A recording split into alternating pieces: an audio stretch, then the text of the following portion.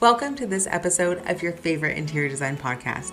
I'm your host, Stephanie Stewart, interior designer, over-the-top maximalist, and firm believer that animal print, when done well, should be considered a neutral. This podcast is for anybody that has ever looked around their space and thought, this is shit. You deserve better. And through my eclectic career, including multifamily housing, hospitality, senior living, and high-end residential, I've learned that confidence is key. We'll be here each week with industry experts to share their experiences and motivate you to take action and create a space that feels good and makes you proud. I promise it'll be a little bit cussy, a lot sassy, and we'll have a ton of fun. Thank you so much for joining me for this episode of your favorite interior design podcast. Today, I am joined by Todd Hall from Appliance in Utah, and we are going to learn about streamlining construction with appliance selection. We're going to talk a ton about how appliance selection is done early on in the process and how you can lean on your appliance showrooms to get the latest and greatest information on appliances when you're working on a remodel or a new construction project. Now, Todd and I have known each other for probably 10 years, and we used to work together at a company called Freeform. And we just got chatting and just didn't start recording, and then we needed to kind of back up and reintroduce so that we could catch you guys up. So next, you're going to hear Todd introduce himself and tell a little bit about his company and how we know each other. Okay, well, I'm Todd Hall. I'm the owner of Durden's Appliance Mattress in Bountiful, Utah. We're just north of Salt Lake City. Stephanie and I got to know each other when we were both working at Freeform. Yep. Freeform was making high-end custom panels that architects and designers would use as a finish, and Stephanie was taking care of customers as a project manager. I was the guy who ran the supply chain. So I went all over the world finding cool stuff to put in plastic and glass. Yeah. That's how we got to know each people, other. Yeah, I was, try to explain what Freeform is, right? So they're decorative resin panels. So they, like you press in reeds or leaves or, custom logos, but you got to really, expand on that and go see there were so many things that we did there. Yeah.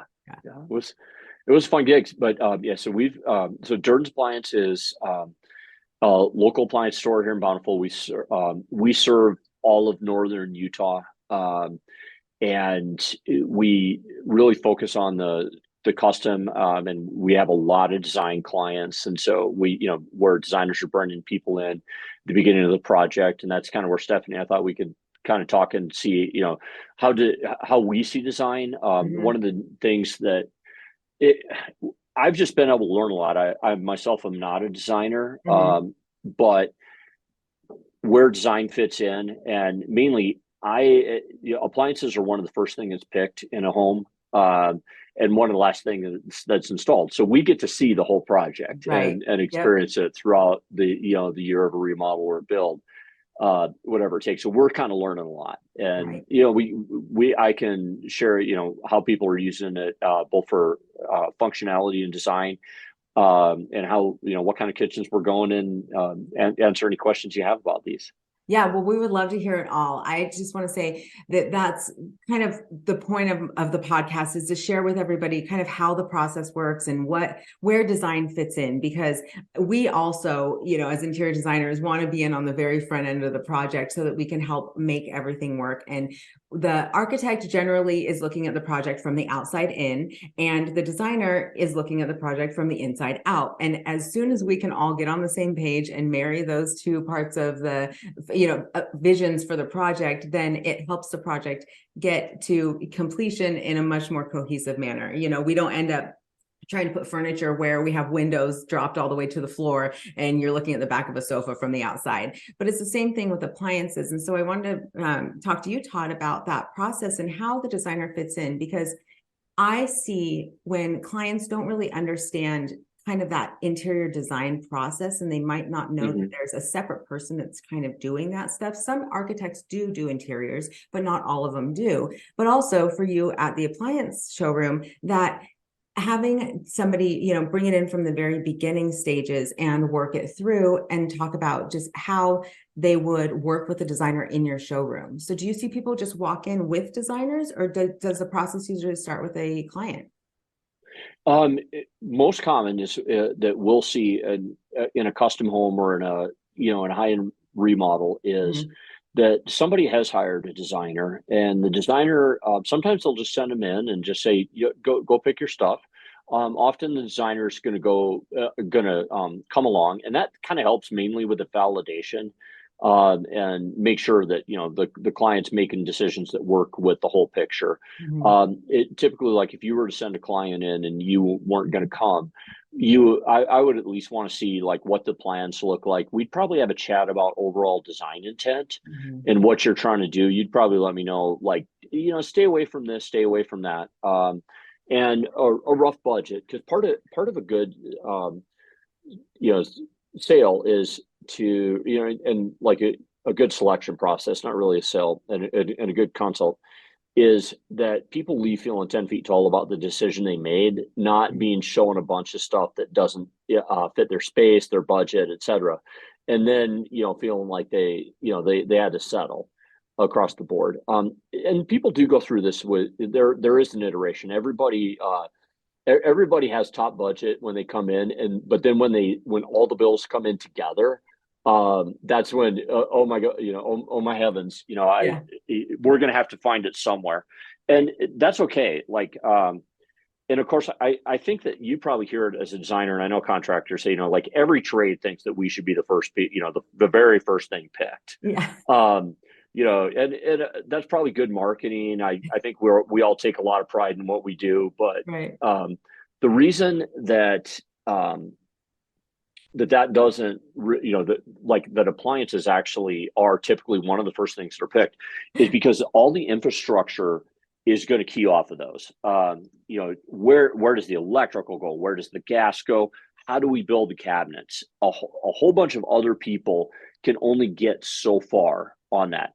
And sometimes just for budgeting, like with a custom home builder, we'll just give them a binder that, let's say they're just kind of trying to set a budget. Here's what this is. Look at this. This is about a $10,000 package. This is a $20,000 package. This is a Mhm. $50,000 package. Just to give people an idea, like, if we were just trying to throw something in a spreadsheet, this is about what I would expect. Mhm. Generally with a custom home, it's okay, whatever budget that or allowance or whatever the client comes in with, we're fine, and because we can hit any number, we sell everything at every price point. That's probably something you'll see different in appliance stores than say a furniture store, where Mhm. a furniture store, they're either going to be kind of bottom, middle, or top. In Right. appliances, we carry everything from apartment grade to the very best there is. Right. And so, I actually think that's important because there are certain rooms in the home that people just aren't that into. Well, and If you want a 100%. garage fridge, Right. It's going to be, uh, we'll go to the dent and ding section, right? absolutely, Give even me, yeah. as And I long don't as it have it. keeps the drinks cold, we've got. Yeah, and so it just depends on how you're going to use it, and so not everything needs to be the top shelf. Like we always talk about with our sales team, we don't have any rich dumb clients, and Yeah. so they all want to see the value of what's going on. So in the process, to me, just being a guy that's been through remodels, been to a lot of them, a Mhm. good designer is actually, I view it as an insurance policy. Yeah. Because like if I'm spending some money that I've saved up for quite a while, I know I'm going to be, particularly in a remodel, I know Mhm. I'm going to be going through a process that is less than convenient. Right. I'm Right. going to be living in my basement. I'm going to have a lot of noise going on. If I'm going to go through that, my fear isn't that I'm going to have to open up my pocketbook. My Right. fear is that I'm going to get done and hate it. Yeah. Yeah. 100%. Or, and or that it's going to be what the designer was into and it's not what I'm into. Right. Or maybe I spent a whole bunch of money that for stuff that it just didn't really make that big an impact to me. These are things that I think a good designer makes it all come together. And what it should feel like, it shouldn't feel like, oh wow, this feels like Stephanie. When Right. I'm done, it should feel like me. 100%. And I have seen that with good designers, when we get it done right up front, Mhm. that works. The other thing that you should expect from all the trades is, shortly after this takes a minute. This isn't going to happen like while you're here, because it takes a couple hours worth of work that you don't need to sit around and watch. But right after you make your selections and pick all this stuff out, somebody should be giving you some very detailed specifications to your designer about, like, these are the sizes, this is the infrastructure requirements. That way you can disperse that to your builder and stuff gets done right. And let's just take it back to that. I love that you circled back to that, because I want to really talk to that process of the building process, and that it is really important to us here to teach the clients what is important first, right? So they are watching, maybe they bought a lot and they're watching the dirt work, and so there's a bulldozer over there, and whatever, they're getting rid of rocks and stuff, and they're just thinking, why are we talking about appliances right now? We are so far away. I would from, totally understand that. And we do the same things. As we have a furniture first approach, where it's one of our processes is that we lay out the furniture floor plan. We don't pick the sofa, we don't pick the fabric, but we want to know how you're going to move about the space. Well, the same thing in the kitchen is that the kitchen, you need to pick the appliances first, because exactly what you say, and I'm going to just say this a little bit slower, and that's why I wanted to repeat it, is because I want people to really understand that the reason that you, Todd, this process, and that's why we come to you in the showroom, and that's why somebody has a designer, because they are helping look at this overall big picture, but that you as a client may not see the value in talking about appliances in the very beginning, but it is going to drive how the building, or how the home is built, the gas, the plumbing, the electric, right? So when we start, we look at the floor plan of how it's going to lay out, which includes the kitchen, and how the appliances are going to lay out. And then the next thing is we look at doors and windows, and then we go into looking at lighting, because we want to make sure that all of that infrastructure is in place when it's inexpensive to do it in your build process, and appliances are part of that. So I think it's just really important to kind of hit on that and kind of say, I know that you're not thinking about appliances when you see the bulldozer out there pushing rocks around, but that's what we're here for, to team up, with the showroom, and to make sure that, oh, we do need to think about this now. And then we'll go back to the walls, and we'll go back to the doors, So I love that. Yeah. Well, let's kind of talk through that. So basically, the first thing that's going to happen in a home is all going to happen in an office. It's going to happen it's going to be plans, and it's going to be a budget. Right. And every client's entitled to have a reasonably accurate budget. Right. If the fixtures haven't been selected, if the infrastructure isn't there, then nobody else can, or the infrastructure requirements, it's very hard for people to give a budget. If I'm an electrician and I know that this, am I picking an all gas range where I just run a 110, or am I picking a dual fuel range where I have to run a 240 volt 50 amp line to that? It will affect my cost. Right. You're going to get accurate costs when you get done. In today's supply chain environment, it's better than it was in the peak of COVID, but it's still a bit of a circus out there. It used to be that, folks would think, the sooner I start, the sooner I finish. And realistically, the sooner you start, the longer you live in your basement. You have to have a good plan. Right. And you want to get all your materials ordered, staged, so that you're not waiting on this, everyone, your clients, I'm sure, has a story of one silly thing that just had to be right in the middle of a project, didn't come in time. Right. And it fouled up the whole project. Yep. So we get the stuff ordered. We know what the lead times are more predictable. So we might not like them, but we're not surprised, and we can plan around information, right? From my project management background, just information. You're right. If it is bad news, so long as you get the news, you're better off than not having it at all. So, yeah. And you either make a different decision, like, never mind if I love it, but if it's going to be a 14-month lead time, I don't want it. I'll get something that's reasonably in stock, or I'm committed to it. I'll order it that far in advance, type of thing. Exactly. So you have the information to make the decision that's right for you. Absolutely. And so then let's just talk about how the home's built. So first, we do the foundation work is done.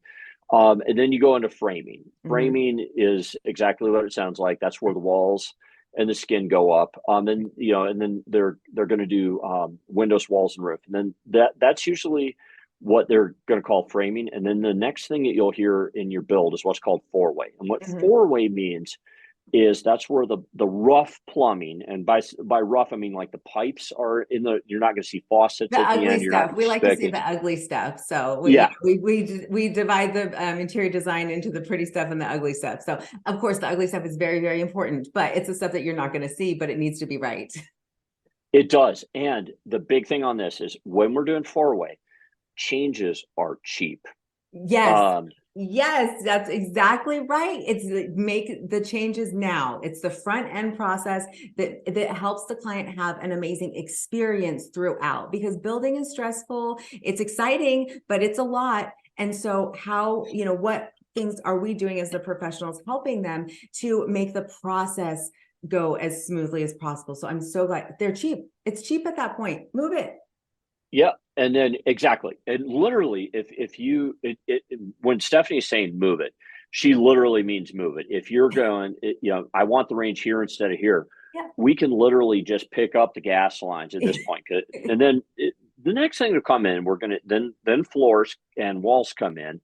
And now all of a sudden changes, they're not impossible, but now they start to add up in two ways. Obviously there's a cost, because now you have to pay somebody that change. Labor. It's harder to do. It's more labor. Plus you have to fix the wall again. And so these decisions that you would think, and I totally get your intuition. Why on earth is Stephanie pestering me about what kind of sconce I'm going to put above the dining room table when I still, when my builder's still trying to pull a permit from the county? Right. And the reason is so that we can get the electrical in the right spot.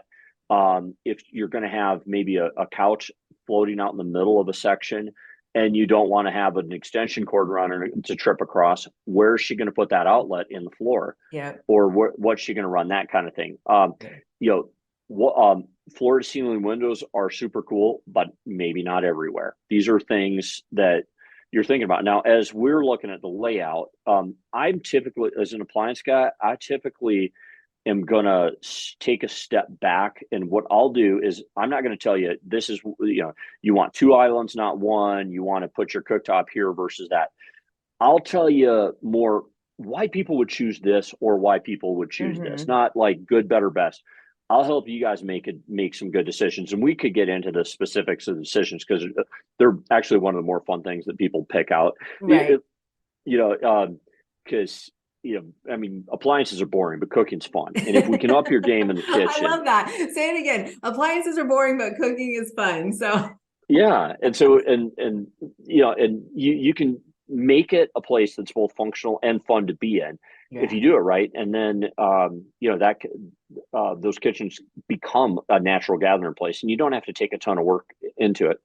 But then finally, the fun stuff starts to happen. Our cabinets come in, and then our countertops come in. At that point, then what's going to happen is finish work. What finish work means is, okay, now all those wires that we're sticking just as coils, now they're going to get outlets and switches. Right. Lights are going to come into the ceiling instead of just a coil above there. We're going to start putting the fun stuff like pretty faucets start going on to the plumbing fixtures, ends come on the gas lines. And then the very last thing that comes in is the appliances. They come in after everything. Literally, we'll be in a day or two before the job's done. So one of the reasons that a professional install team is really important, like that'll have the skid protection, the booties, because by the time we come in, that room's looks as nice as it's ever going to look. Exactly. And so you have to have skid protection. You have to have guys that carry. Sometimes these ranges, the pro ranges can weigh a lot, and you still have to have guys manually carry them, because you wouldn't want to run a dolly that's bent in gravel over a brand new hardwood floor, for example. Right. Exactly. And so we'll be one of the very last things that comes in. And so and that's why, like I was, beginning with, we're involved in the whole project because we're picked very early, and then working with the layout, but we're the very last thing in. The other thing too, that nature of that is a good appliance place will actually do a walkthrough with you in your home afterwards, because we're picked so early in the process. By the time that you move in, all you're going to remember is that you liked it. You're not going to remember all the features, and that you picked the right color. and all that. You're not going to remember all that. So, let's say, for example, you bought a convection oven, a speed oven, and a steam oven. They're cool, but somebody from the appliance place ought to come out in your kitchen, after the dust is settled, you're moved into the house, you're not super stressed. You've got some And furniture. just show you how you use the equipment. Yeah. You're not in this beautiful new home, eating pizza on boxes anymore, Indian style on the floor. Your furniture is into and you're cooking. So Well, and a lot of times people will upgrade the appliances, but if you use your beautiful new appliances like you used your apartment grade appliances, you're probably only taking advantage of 5% of what you paid for. Yeah. I think we need to do a FaceTime call, because we moved into, our home was already built when we moved in, and we've got some weird simmer setting that's halfway through the knob, and I don't know how to use it. And so I haven't even taken the time to YouTube it, but probably after this, we're going to have to figure it out, because that's a really good point. Yeah. And, I don't necessarily think that it needs to be like a full on, chef prepared meal type of thing. A lot of it is just showing people how to use the equipment, how to get the most out of it. What works, what doesn't, how to clean it, who to call. Also, with a lot of high end equipment, you get, and this is actually not just true with, the luxury brands like Miele and Wolf, but you get a lot of resources that people can take advantage of. There's a lot of built-in intelligence and cooking into the ovens now.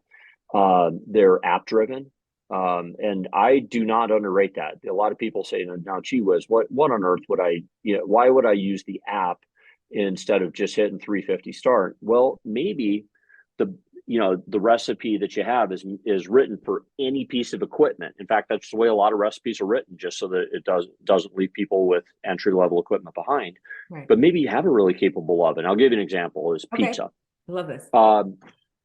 You take a pizza out of the box, it'll say bake it at 350. Why? Not because that's optimal for pizza. It's because every oven can get up to at least 350. Okay. If you have a convection oven, you should have the convection on. And you should get that thing as hot as it can be. As hot as you can be with full convection is the right way to cook any pizza. Okay. And so, but a lot of times what they've done is they've actually built that in. And so instead of that program being something that you looked up off the internet or got a website, it's been optimized for that dish, for that piece of equipment, by someone who's actually had the budget to give it a shot. Yeah. That's awesome. And so, learning how to use it. And then, typically when we get a client that comes in, I actually don't like to ask people their budgets, and we discourage it. The reason for that is if somebody really has a budget, they'll most certainly let you know the minute they walk in the door anyway. Right. But I don't necessarily think that we have the right to ask for any type of budget until we've demonstrated what you can get for your money. Mm-hmm. There are some budget guidelines, generally speaking, with appliances. If you needed to throw something on a spreadsheet and you're doing a remodel, I would say a real safe one, and this is some numbers we've got from polling a lot of spec home builders and real estate people, 3%. Okay. For your kitchen appliances. If you do less than 2 to 4 is the range. If you go do less than 2% of your home's, post, construction value, you're probably cheaping it out. You're probably actually, it'll feel like a Kmart shirt with a Nordstrom suit. Yeah. And so you'll probably actually cheap the house out. And again, not that any client owes me any explanation for how you spend your money, but this is just kind of what I've seen. If you go more than 4%, there's 2 questions that you should ask yourself, because you're not going to get it back on resale value. Is, I love my kitchen and I plan on staying here a while. Mm-hmm. In our community, we actually do a lot of really nice stuff for smaller homes, and we're hearing that. The house is paid off, the kids are through college. I just want my dream kitchen. I understand that it's that this stuff typically goes in a lot of houses more expensive than mine. Mm. But again, you should like the answer to those. If you're going to go more than 4%, you should like the answer to those 2 questions. For spec home guys, there are appliance selections that go straight to the value of the house. Mm-hmm. And there's certain that I would tell you, like Stephanie, I'll talk your ear off about why you may like this better. But if you're telling me you're putting the house out for sale, I'm probably going to say, I doubt that you're going to get credit for it on resale value. Right. Where if it's if it's your dream home, and so we'll typically, just kind of start out with that and some real basic questions. A lot of times people come in and they already know what they want to look like. Nearly every customer that we ever talk to has begun their journey on the internet. Okay. And I'm very comfortable. It usually for a full home, there's usually at least 2 meetings, especially if it's somebody's first, real full blown kitchen where they picked everything themselves. It won't be your first kitchen, but it'll be the first kitchen you've done. You've chosen. One of them is a discovery process. Like what the heck is out there and how do I make a good decision? And you're not going to get that from a box store. Right. Because when you get on the internet, I'll be honest, even it doesn't take long before it becomes a confusing sea of stainless steel rectangles. It's 100% overwhelming. And that's something that we do, deal with too. And that's one of our, biggest value propositions is that we'll reduce the amount of selections that you have to make because you're already making so many choices that once you, again, like you just said, a bunch of stainless steel rectangles, and then you start asking yourself all these questions, you have no idea because it's just all this information coming at you. And also then they all just start blending together. So you don't know where the value is and you don't know what's what because there's no quiz asking you what, or the quiz is so generic. It's an algorithm, right? So keep going. Yes. Well, and we have to take that into simple questions because what we need to break that down into is what's going to create the value for the end user. And so I'll start out with a real simple one is what do you love to do in the kitchen and what do you hate to do? And I like to go with those things first. And you'll learn a lot about the customer that way. And then kind of move and let's talk about the selections that'll affect that first. And then let's see where we are with space, with budget. And we'll make the other decisions. That way if we are going to make compromises, either in space or budget, we'll already have nailed the things that you care about the most. And let me give you an example. If you by the way, the thing everybody hates is always the same. Love, I get a different answer every client. Hate is cleaning up when I'm done. Yeah, I was going to say, or prep, chopping, chop. Yeah. And so what I would say is, okay, well, if the thing you like the least is that let's make sure that we get you a true, good, quiet dishwasher. Okay. Not a dish rinser, but a dishwasher where you can go straight from the table to dishwasher. And, and then. Okay. So can we talk about that for a second? Can we talk about rinsing the dishes? I mean, what's the deal? Do you rinse the dishes or do you not rinse the dishes? Is there a right way to load the thing? I mean, come on. Why is it so hard? If you have a current dishwasher, I'll give you 3 secrets to any dishwasher less than 10 years. Okay. And these are different, and it's different than what we grew up with. Okay. Yeah, because it feels wrong. So go tell me the 3. Oh my gosh. Yeah, you think that lightning's going to strike? Okay. I'll give you the history of it. So in 2010, there were 2 things that came through. Is the Department of Energy really started clamping the screws down on how much energy and water a dishwasher was allowed to use. Okay. And at the same time, the government banned phosphates in dish soap. That was a huge win for wildlife, by the way. Phosphates are horrible for our water stream and wildlife, but they were good for washing dishes. So the old formula used to be a ton of water and phosphate-based detergent. Now it is heat, enzymes, and time. So the 3 secrets that give us the best results, and this will be true with any dishwasher, use by the way, we get reports from our dishwasher manufacturers about they'll test everything in the grocery store and give us the results. Yeah. They all say use Finish Quantum. It's the soft gel pack that you buy at the grocery store. Every manufacturer that we have gets the best results from that. That is not the hard pellet you buy in a warehouse store. That's the soft gel pack you buy in the grocery store. The hard pellet you buy in the warehouse clubs is an inferior product. Second thing is rinse aid. Rinse aid, just buy whatever's on sale. It's that blue stuff you put in. Yeah. It's all the same stuff, but you got to have it. And the last thing is you actually want to run the dishes dirty. The reason for that is the new powders or the new detergent is enzyme based. If you pre-washed your dishes like you did when you were a kid and you turn enzyme powder loose on them, chemically nothing's happening and you end up with a white chalky film on your dishes. You got to give those enzymes a snack. Okay. And then on you for all you folks that are listening, there's all the dishwashers have multiple cycles on it.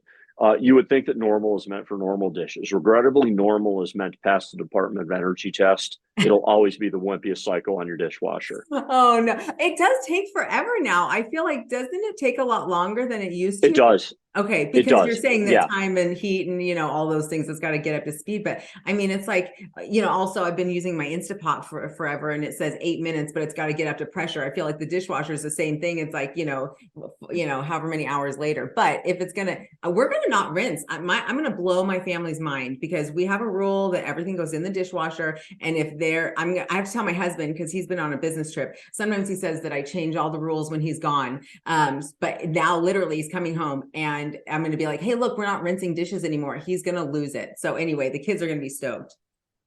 Yeah. 2 scrapes at the wastebasket and in it goes.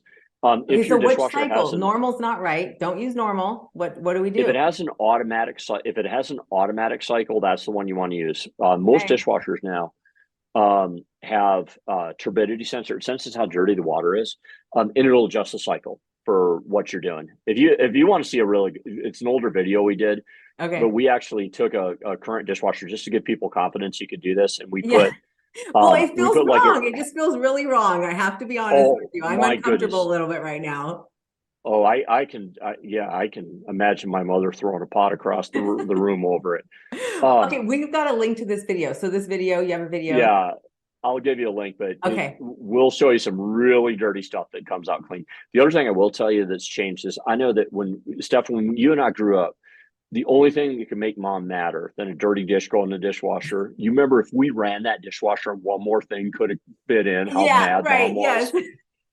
Okay, now mom was right though. See, mom's dishwasher used 35 gallons and it was loud as a second coming. Right. Our current dishwashers use about 3 gallons and they are pretty quiet. So run them when you want. A half full dishwasher is more energy responsible than your sink. Wow. Yeah. So the dishwashers have changed. And I actually feel like price wise, dishwasher, we'll just get into it. I think it's probably the most underappreciated thing. And it's mainly because people don't understand that there is the difference between an acceptable, a pretty good, and an elite dishwasher. What I'll tell you is generally under $600 now, you're going to get a loud dish rinser. Okay. And that is something that you're going to need to pre-wash your dishes. In that $600 to $1,200 range, you will get a quiet dishwasher. This is more important now than it used to be. First of all, a lot of homes are open concept. And second of all, the dishwasher cycles are a lot longer. So don't underrate quiet. Quiet, once you're below about 46 decibels, that's quiet enough. It's not a 39 decibel dishwasher is not that much more delightful than a 46. Okay. You just need to be quiet enough that it doesn't keep you out of the room. In some of the bigger homes, actually, one of the biggest indulgences that people rave about, and I mean, are like tears in their eyes thrilled, is a second dishwasher. And they'll come and say, there is no excuse for a teenager to leave something in the sink. I love this thing.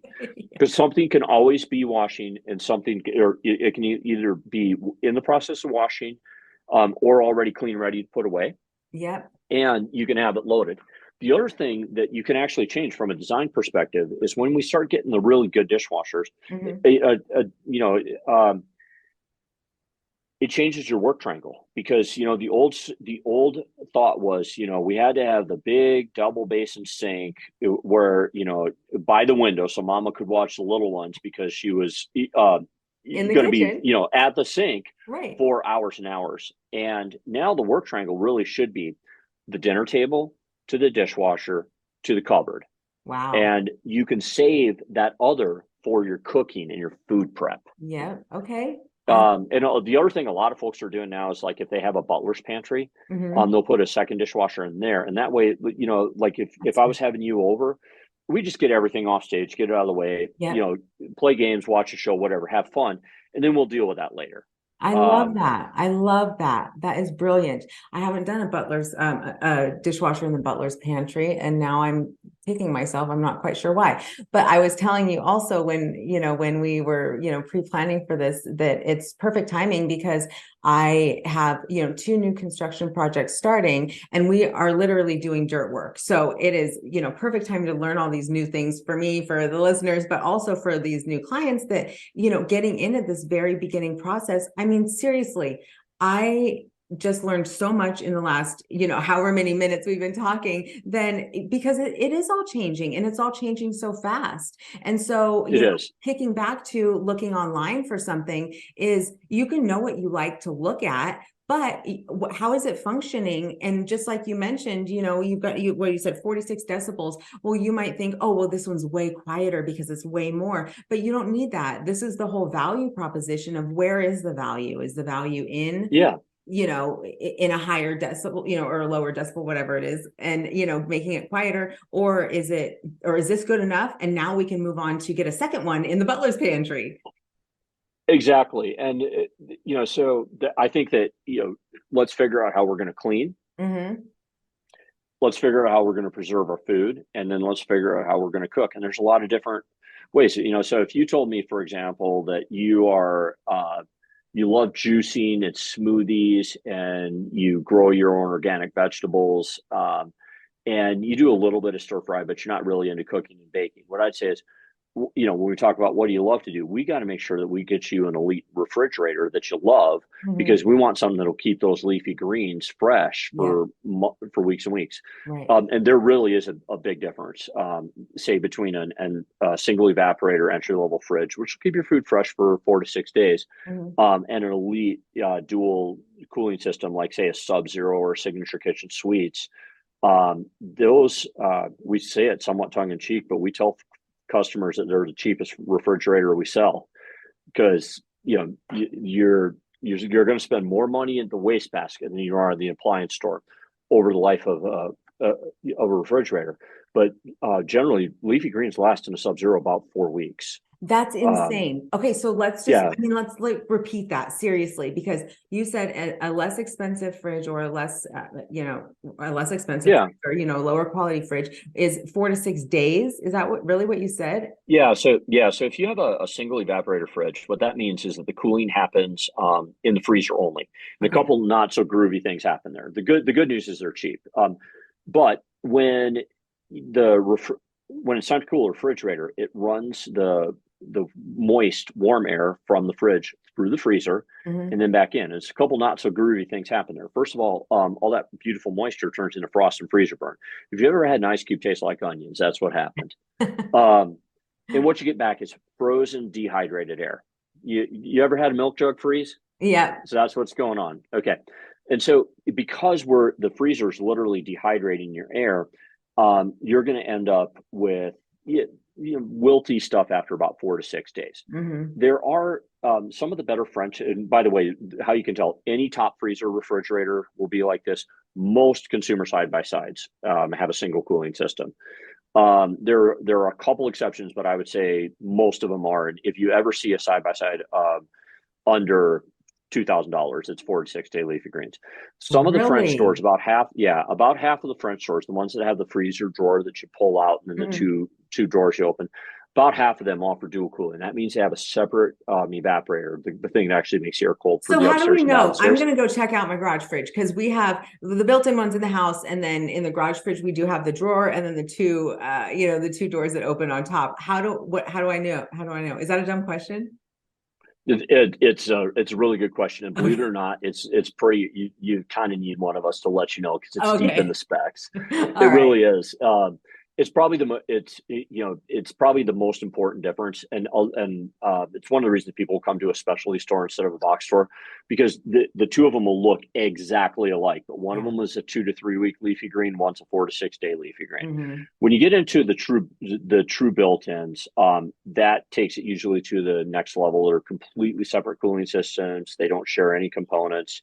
Completely isolated, and often, instead of putting the cooling system outside and blowing the air in, they actually put the cooling devices inside. It's a much more expensive way to do it, because you have to make them a lot bigger, and you have to make the sealed system really good.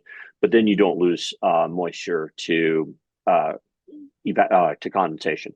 Like, as an example, in one of the Sub-Zeros we have in our showroom, we take Costco roses and put them in and just show a date, and they last about 3 months. Oh And I I'm can so either excited sell. about this. I mean, I know it's pretty nerdy, right? We're talking about how long food stays good, but it's like, you have the meal plan and you go and you get all Yeah. the groceries, and then all of a sudden it's like a late night at work and you're like, oh, let's just run to the store and get, get the rotisserie chicken, and then you come back. And then the next night, oh shoot, we forgot the kids have, something at school. We're running down to the open house, and then you have all this beautiful produce that you had meal planned and you were so organized on Sunday night. And then, you get to Thursday and you're like, nope, we're done. It's not good anymore. And now you got to go out again. So I'm just saying, literally, so funny. My cheeks hurt from smiling because it's insane how important it is to know what you're working with. Yeah. In our area, we have a lot of folks that are moving from California out to Utah, kind of wanting the mountain life. Yeah. And, they're a minute from Whole Foods. Yeah. Yeah. Actually, the one that really freaks them out is when they find the Starbucks is more than 10 minutes away as well. It's So true. if you're only going to be going to your organic food store, and it's not super convenient, Mhm. being able to keep that organic produce and meat, fresh for weeks Mhm. actually makes a big difference. Right. Right. And so, the other thing too is typically these more expensive fridges, they're built in a different quality measures. Some of these last like 30 years. Yeah. So yeah, I mean, these elite fridges, they'll hurt when I swipe your credit card, but over its life, it's probably the better value. And you can do those in any way you want. So with refrigerators, you can make them look really industrial, like, hey, look at that. That's a cool looking fridge. Some of them have glass doors. Don't be afraid Right. of glass doors. Yeah. You know, if you're having a bad day, they have tinted glass. They look really cool in a showroom, Okay. but people I was are like, like, oh my gosh, I don't I know. I feel know like that's how a I little keep my far, but fridge. Yeah, don't be scared of them. The reason is they have smoky glass. If you're okay. having a bad day, let's just say that you're having a bad day and you're having company come over, just turn off the fridge light and the door will black out. But a real Beautiful. common one is now we're seeing a lot of the refrigerators are done with cabinet panels, and they Hmm. just look like a pantry. Beautiful. Um, and they just tuck right in and integrate.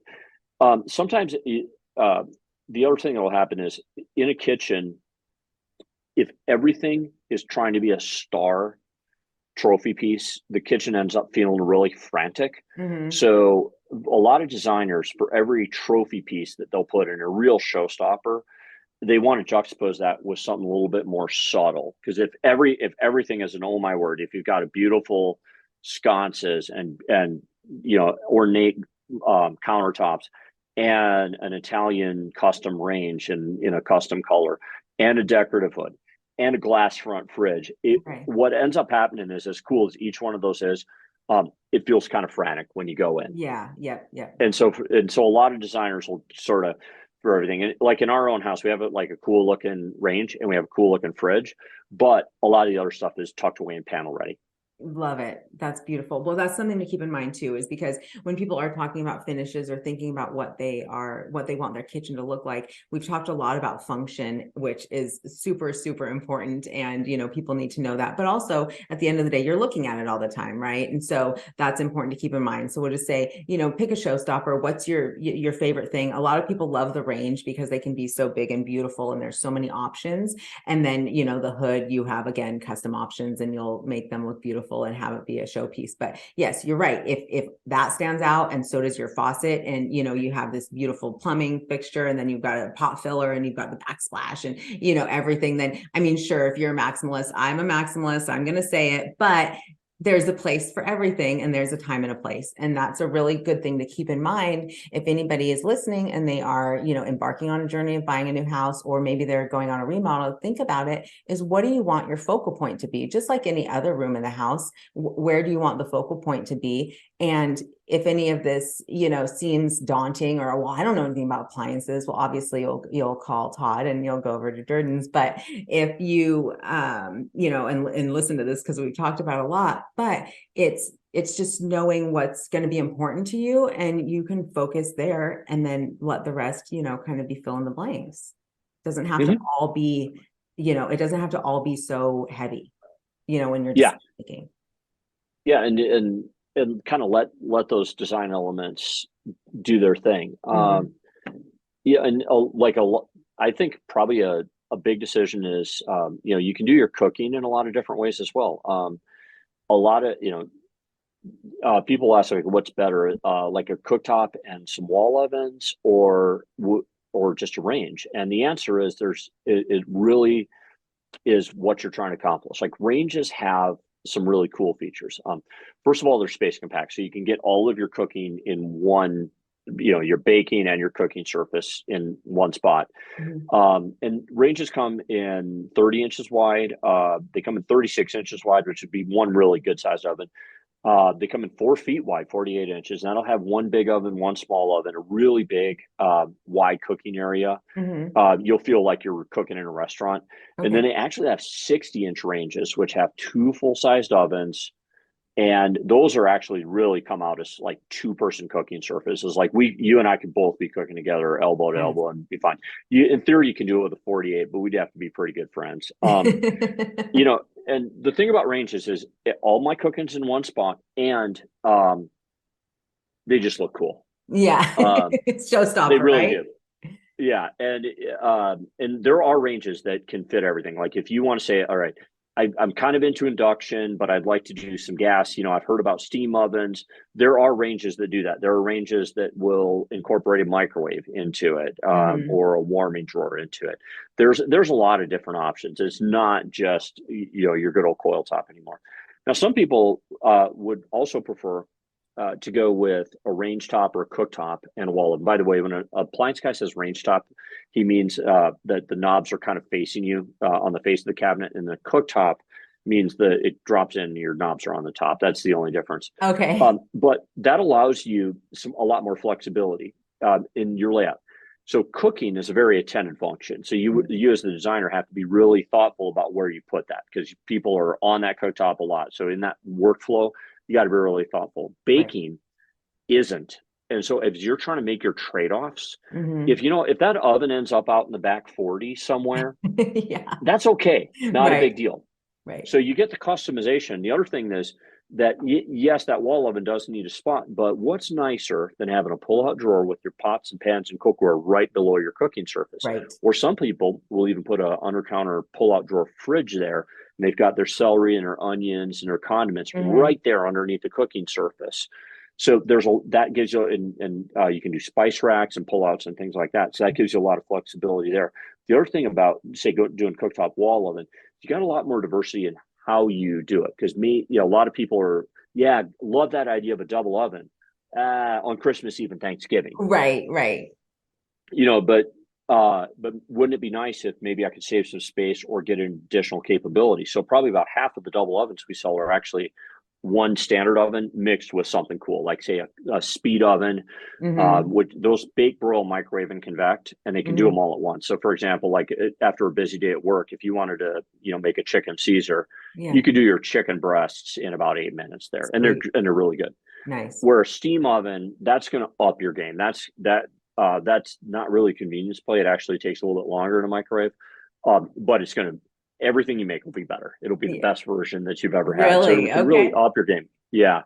That's the easy thing to remember. I need all the help I can get. I have to be honest. I'm a simple cook. We do a protein, a starch and a vegetable, and, I make them look cool. I've got all these cute little fancy dishes, and, maybe the rice will be in a square one day, or it'll be in a circle. And, my kids like laugh at me because sometimes I use the ice cream scoop and it's a little ball of rice, but that's where I go. That's as far as I go. So if I can get my appliances to work for me and help, at one point in my life, we have a toaster oven, not a regular toaster. And I was just burning toast every time because I get so excited. I get to go do something else, and, and then the toast burns. And I was literally posting like once a week, burnt toast. So I'm really, love the appliances working for me to help, make it better. It's edible. They eat it, and, everyone's fed, and we're not eating out all the time. But, if the appliances can help do the job, I'm all for it.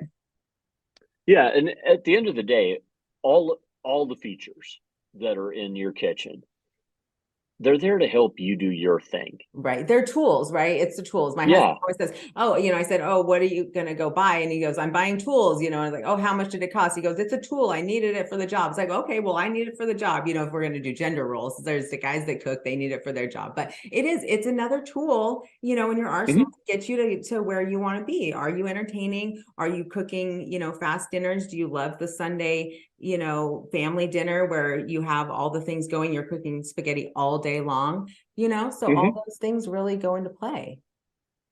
And sometimes it's not necessarily the worst thing in the world to look at what you could be doing, Right.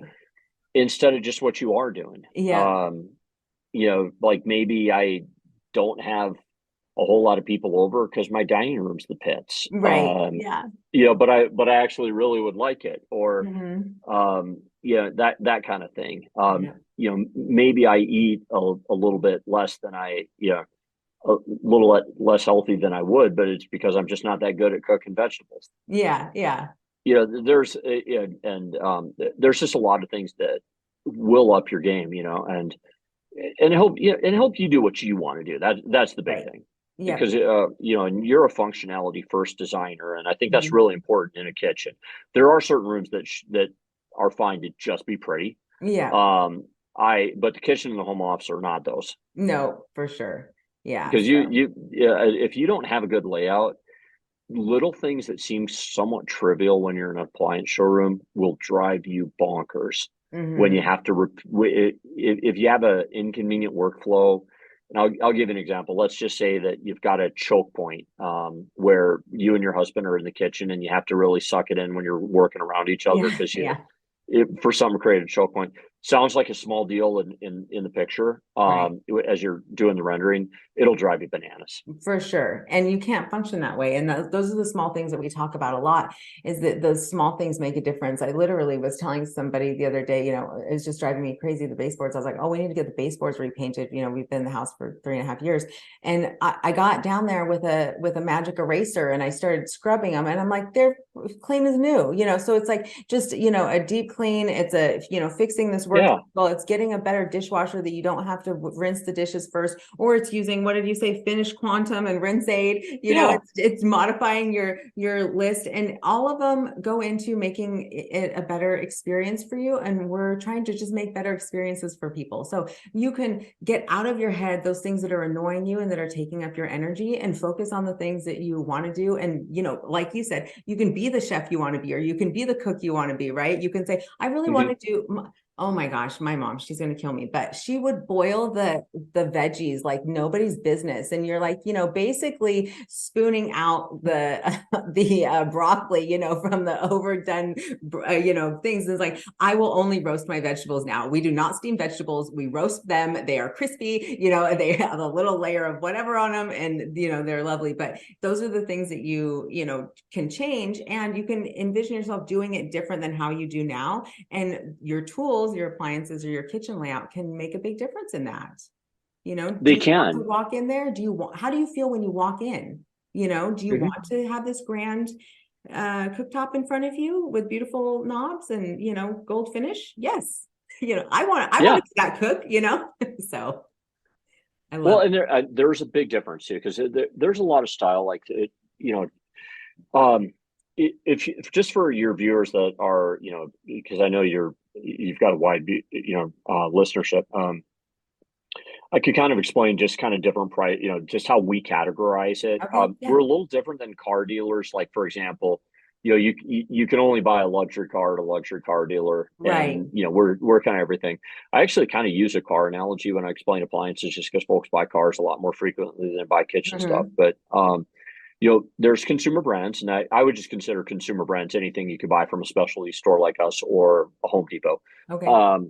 So, and by the way, wherever you live, there will be a guy like me that is a local guy and believe it or not, we all kind of know each other because we consolidate our buying power and meet together a couple times a year.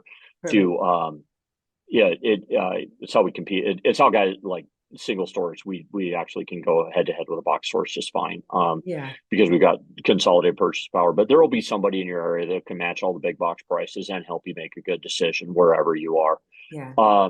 And so, you know, sorry, I apologize. I slightly lost my train of thought there. Oh, it's okay. Well, we're going to link to all your information. And if you do know anyone in the networks of where other people are, you know, you're in Utah, you serve Northern Utah area. And like, you do have a large network, right? Because you're in the business, you're keeping up to date with all of this information, your education. And so we'll give that information if anyone wants to call you and, you know, ask a question, or if they want to say, hey, do you know a guy that knows just as much as you, or maybe, you know, almost as much as you in my area? Yeah. Have them, you know, we'll have them give you a buzz. But I was thinking, so we have just a few more minutes and we want to wrap up. Was there anything else? I mean, we had so much to talk about, and I feel like we have to have you on again to talk about, you know, more things, because this really is, you know, it's a really very important part of the process, and we need to, you know, be educated, right? We don't want to just be educated, you and I. We want to make sure that we educate everybody else and that they can make their decisions, because what happens when, you know, we ask a lot of questions and they're like, again, kicking back, why are we talking about appliances at this phase of the process? You know, why are you asking me how, you know, how I like, if I like to cook smoothies or not, or, you know, if I like to make smoothies or not. And it's so far from the client's mind. But, you know, if there's something that wasn't shared, now they can start thinking, oh, I do need to share that with my appliance team.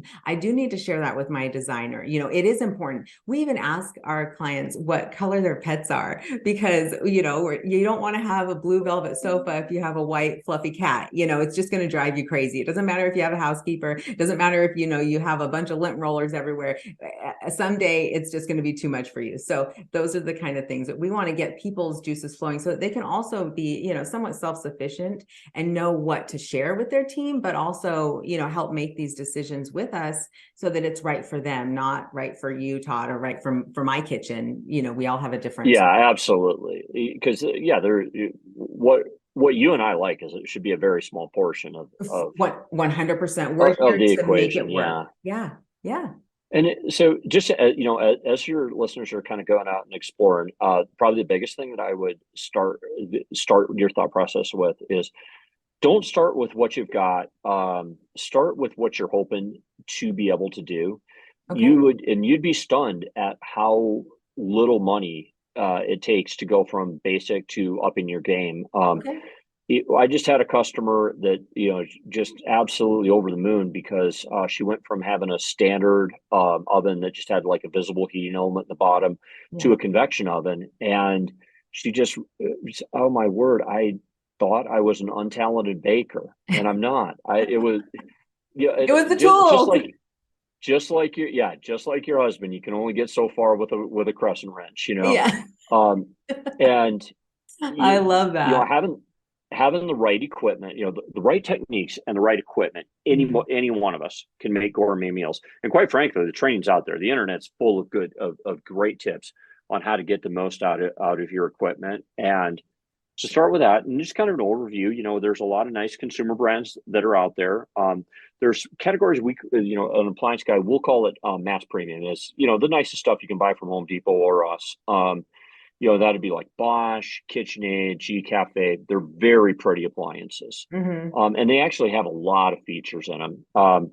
There are some pro style appliances, meaning they'll look kind of like, you know, like restaurant grade equipment, but they have their but they'll have the style, and they'll be at an attainable price.